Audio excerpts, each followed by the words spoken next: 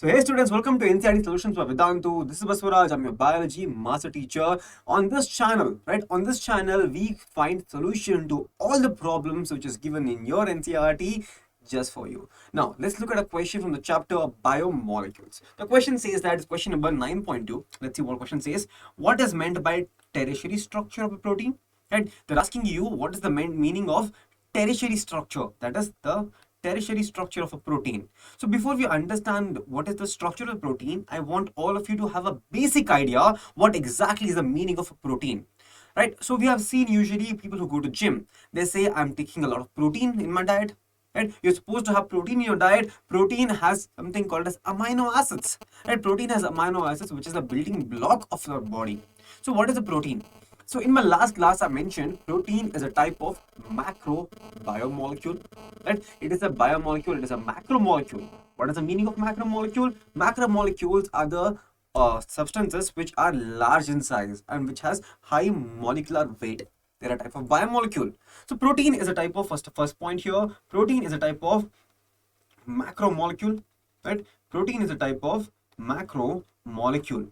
Now, second point of a protein, all of you need to understand, it is a polypeptide. What is it? It is a type of polypeptide. Now, what is the meaning of polypeptide? It is a peptide chain which is large in number, many in number. Poly means many. So, what is peptide now? So, you must have heard by now, protein is basically, in the basic form, it is basically an arrangement of amino acids which are linked together with the help of peptide bond. So each protein has what? Each protein has many amino acids.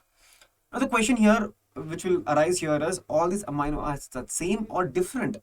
The answer is it is different, and that is why we call a protein a heteropolymer. What do we call protein? Protein, we mention it as a heteropolymer. The meaning of hetero is different type of monomers are present, right? Heteropolymer.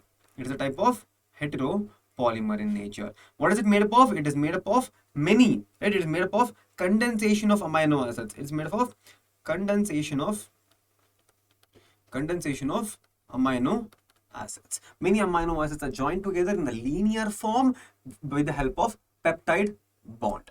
Now let's come down to structure of the protein. This is where it's interesting. This is where the questions will be asked. The protein has four different types of structures. For example, it has primary structure, secondary structure, tertiary structure, and quaternary structure. The first one is basically your primary structure. If you look here, the primary structure. In primary structure, it's basically an alignment of amino acids. That's it. So what is primary structure? It is a sequence of amino acids. Can I call it as sequence of amino acids? It is a sequence of amino acids. Then we have secondary structure. In secondary structure is nothing but the peptide bond, right? The external, the backbone peptide bond starts to fold itself. If you can notice here, the peptide bond here starts to fold in itself, and it makes the secondary structure of a protein. And secondary structure of the protein has two different forms. The first one is your alpha helix, and the second one is beta pleated sheets. Both of them in detail will be discussing in separate question. So right now let's go to the tertiary structure, which is the question right now. Right, tertiary structure is the question right now. Now if you look closely here, right, tertiary structure is the structure which provides the 3D shape to a protein. The first point is very important. Tertiary structure provides a 3D shape to the protein.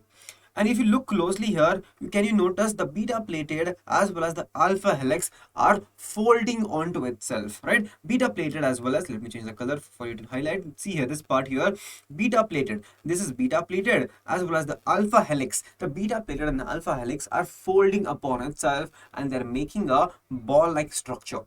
That is the tertiary structure of the protein. Then we also have quaternary structure. Example is hemoglobin, which has two alpha chains and two beta chains. But for now, let's focus on tertiary structure, which is basically foldings of your secondary structure, right? And why is this folding? Because the folding here provides maximum stability. Right, the protein needs to be stable. If the protein needs to be stable, it has to have a lot of foldings, and that is the reason we have the tertiary structure, which is also a stable structure, which also provides a 3D nature to the protein structure? Students, if that answers your questions, I want everyone to subscribe to the channel and also like the video, and I will see you in the next question.